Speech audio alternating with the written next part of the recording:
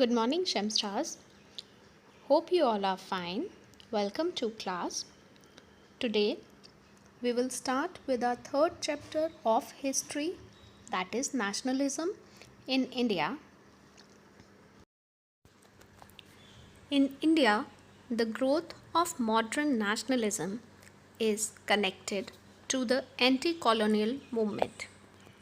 People begin discovering their unity in the process of their struggle with colonialism. The First World War, Khilafat and non-cooperation. The World War 1914 created a new economic and political situation worldwide. It led a huge increase in defense expenditure, which was financed by war loans and increasing taxes. Custom duties were raised and income tax introduced. Impact of the First World War on society. Between 1913 to 1918, the prices of food grain increased largely, which led to extreme hardship for the common people. The peasantry suffered from heavy rents and taxes. Villagers were called upon to supply soldiers. This forced recruitment in rural areas caused widespread anger. After the war, foreign goods once again began to be imported and foreign capital began to be invested in a large scale. Indian industries faced heavy losses and even closures. In 1918 to 1919 and 1920 to 21, crops failed in many parts of India, resulting in acute shortage of food. There was also an influenza epidemic. In such critical social condition, a new leader, Mohandas Karamchand Gandhi, appeared. He suggested a new method of action and he was popularly known as Bapu or Mahatma Gandhi. Mahatma Gandhi returned to India in January 1915. His heroic fight for the Indians in South Africa was well known. His novel method of mass agitation, known as Satyagraha, has yielded good results. Satyagraha was method of agitation and protest based on truth and non-violence.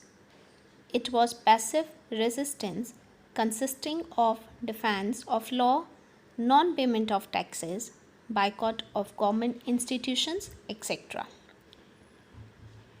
Satyagraha in India. After arriving in India, Mahatma Gandhi successfully organized Satyagraha movement at various places.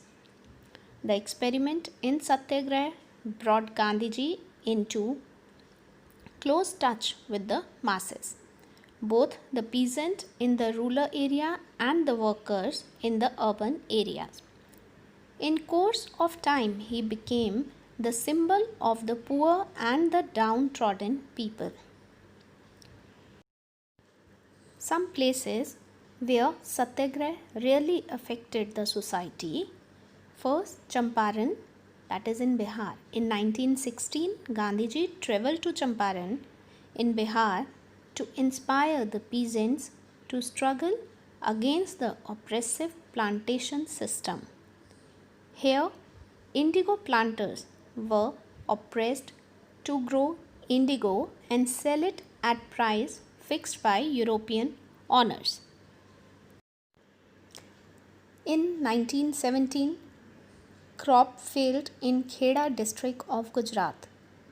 People were suffering from shortage of food and plague epidemic.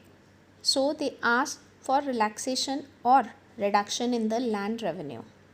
But the government refused to remit land revenue and insisted on its full collection. Gandhiji supported the peasants and advised them not to pay revenue till their demand of its remission was met.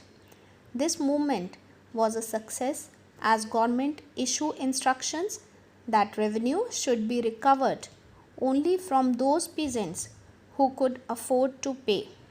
Sardar Vallabhbhai Patel accompanied Gandhiji in this movement. Then, in 1918, Mahatma Gandhi interfered in a dispute between workers and cotton mill owners of Ahmedabad. He advised the workers to go on strike till their demands were met. Now next we talk about the Rowlatt Act. The Rowlatt Act in 1919 was passed through the Imperial Legislative Council in spite of opposition of the Indian members. Rowlatt Act gave the government enormous power to repress political activists. According to this act, the political prisoners could be detained in prison for 2 years without any trial. Gandhiji decided to try to oppose it with satyagraha. Gandhiji opposed Rowlatt Act by non-violent civil disobedience movement. Rallies were organized in various cities. Workers went on strike in railway workshops and shops were closed down. 6th April 1919 was observed as Satyagraha Day when people all over the country observed fast and hartal. It was the first countrywide agitation by Gandhiji and marked the foundation of non-cooperation movement. To suppress the movement, the British banned the local leader from Amritsar and Mahatma Gandhi from entering Delhi. On 10th April, the police in Amritsar fired upon a peaceful procession. It provoked widespread attacks on banks, post offices, and railway stations. Martial law was imposed and General Dyer took command. Martial law was the law of military government. When martial law is imposed, ordinary laws are suspended. That's all for today. In tomorrow's session, we will cover the following topics: Jallianwala Bagh Massacre, Khilafat Movement, Non-Cooperation Movement.